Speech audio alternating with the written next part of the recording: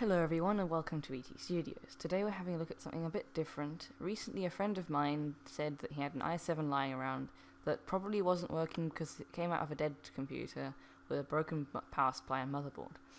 So I picked it up from it and he said I could have it for free, and if it worked then good for me. It took me a while to find a compatible motherboard, so the CPU's been lying around for a while, but it's a 4-core 8-thread CPU with a turbo frequency of 3.9 GHz and a base frequency of 3.4. It's apparently very close to performance of my 6700 HQ in my laptop, so I was very surprised at how good this processor actually was.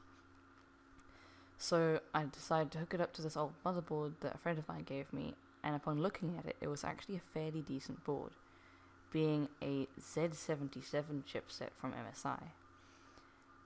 It was the best top-of-the-line motherboard of its time for this particular socket of the LJ1155 series. He sent it with an i3 just to confirm that the motherboard was working after transport, and I will say this motherboard does look great. So I hooked it up to a power supply and threw in 2 GB of RAM just to test if it would work, and sure enough the PC did end up booting up with the i3.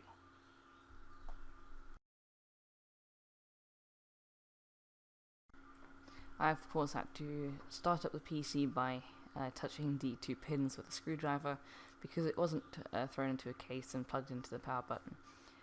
But it's a fairly safe way if you want to test any components, and it won't kill your PC if you hit the wrong pins because it's just shorting a connection to turn it on. But like I said, it turned on the PC just fine, and I was pretty happy that it did.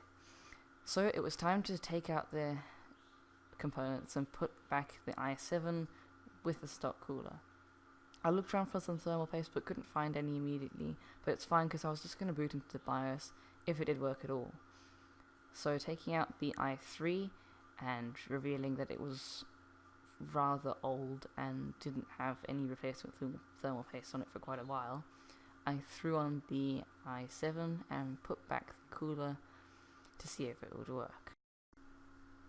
So I grabbed a screwdriver again and hit the pins, and to my surprise it did actually start up, but after 5 seconds decided to turn itself back off again. And on again. So I was a bit confused, and there are quite a lot of issues that can be linked to this problem, so I shut it down and decided to actually find some good thermal paste and swap the memory into a separate channel just in case there was something wrong with that. So I hoped again that this would work, but this was a tiny little bit of thermal paste that I had left, and I would have put on a little bit more if I had it. Also, this isn't the best quality stuff, but it would be better than no thermal paste at all. I also cleaned off the heatsink to make sure it would be perfectly fine. But I started up and we did actually end up getting a post. As you can see at the bottom right hand side of that screen there's a little tiny bit of writing. I decided to then go and restart the PC to see if I could get into the BIOS by just continually tapping delete after starting up the PC. And it did end up going into the BIOS, and I was very happy that it did recognize the CPU. But looking at the top left of the screen, we can see that it was going around a 74 to 75 degrees Celsius, which is incredibly hot for a startup temperature. So I would definitely replace the thermal paste as soon as I got some new ones. I'm going to order some soon. We'll possibly just go to the shops and grab some if there's any there. But I hooked up a hard drive that had Windows 10 on it, and it worked perfectly fine. There were no real issues. I wiggled around the cable a bit to see if it would work, and it did. So there we had our Windows 10 loading in, and upon loading up DXDiag, it did show that it had the processor recognized, the RAM recognized, so everything seemed to be in order. I will have a follow-up video where I'll probably build a full-on PC with this once I get a good enough graphics card to pair the CPU. And a power supply as well. But this CPU is definitely worth the price of 0 in every single currency. But even if you did get the CPU for a fairly decent price, I really would recommend it. It's a very good chip for the price after researching it, and will perform perfectly fine in any modern games, recording as well, and video editing too. So if you're on a budget and you want an i7, this will probably be one of your best bets. with not really much of an upgrade path considering it was the last CPU to come out on this LGA 1155 socket.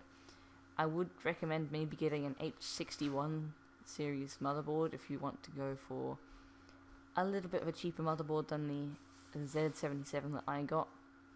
That would be great, because this isn't an overclockable CPU. Remember, I have the non-K version of the 3770. But either way, it's a very decent CPU, and if any of your friends happen to have a CPU lying around that doesn't end up seeming to work for them, maybe grab it, and for either little money or none. And if it works, then you have whatever CPU you have working, and maybe you can either sell it or put it in a decent PC. So thank you everyone for watching. It was great fun trying to see if the CPU works, and I'm very happy that it did. And I'll probably be building a full PC with it once I have a few more parts.